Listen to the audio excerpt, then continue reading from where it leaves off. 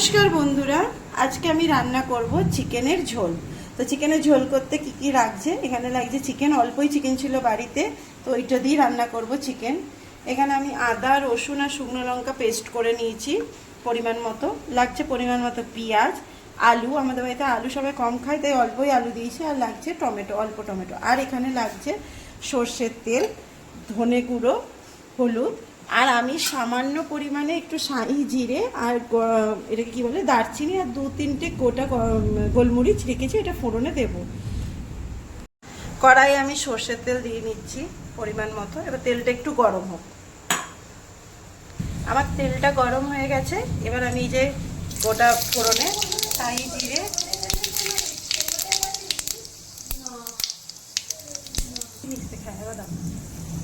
এবার আমি এর মধ্যে দিয়ে দিলাম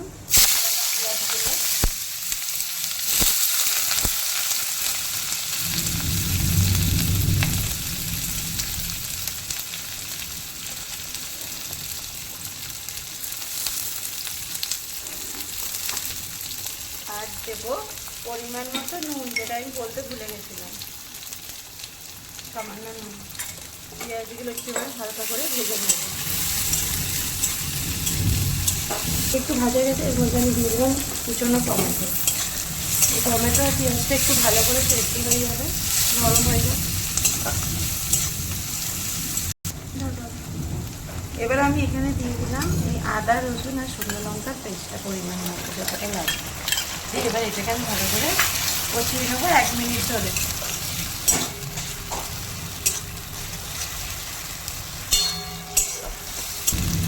মশলাটা আমার ভাজা হয়ে গেছে। এবার আমি এর মধ্যে কাঁচা চিকেনটা দিয়ে দেবো। আমি একটু অন্যরকমভাবেই রান্না করবো।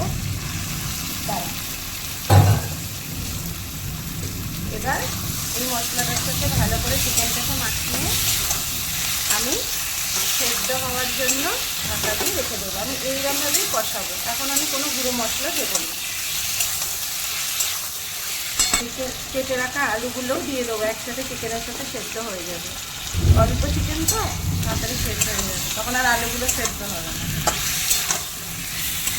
এবার একসাথে এগুলো সেদ্ধ হবে।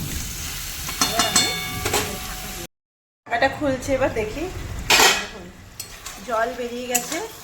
আমি আর এক্সট্রা কোনো জল দেব না, এই জলেই আমি আস্তে আস্তে করে মশলা কষাবো।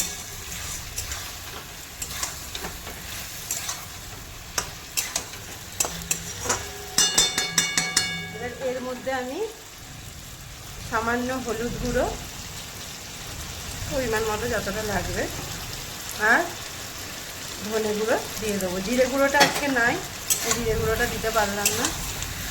এবার এই মশলাগুলোকে দিয়ে ভালো করে কষিয়ে নেব। আমি একটু অন্যরকমভাবেই চিকেনটা রান্না করলাম, সাধারণত আমি এইভাবেই রান্না করি। এবার আস্তে আস্তে এটা কষবে। এইরকমভাবে রান্না করলে চিকেন রান্না করতে বেশিক্ষণ লাগে না, তাড়াতাড়ি হয়ে যায়। আমি একটু ঢাকা দিয়ে দেবো। এটা খুলবো। দেখি আমি বেশি ঝাল দিইনি, কালারটা দেখেছেন কি সুন্দর হয়েছে। মোটামুটি কষা হয়ে গেছে, আর একটু কষিয়ে নেবো তাহলে আমার এই রান্নাটা।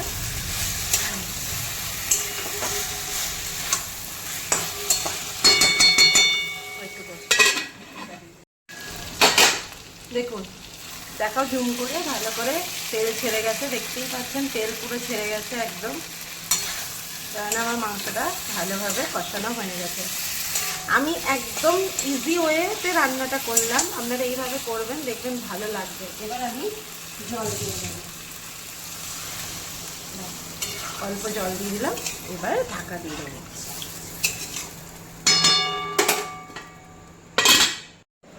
অনেক প্রায় 10-15 মিনিট হয়ে গেছে। এবার আমি ঢাকা খুলে দেখব।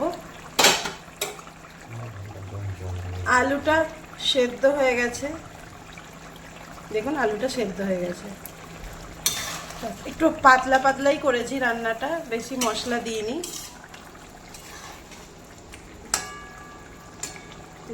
তৈরি হয়ে গেছে আমাদের চিকেনের ঝোল, চিকেন কারি।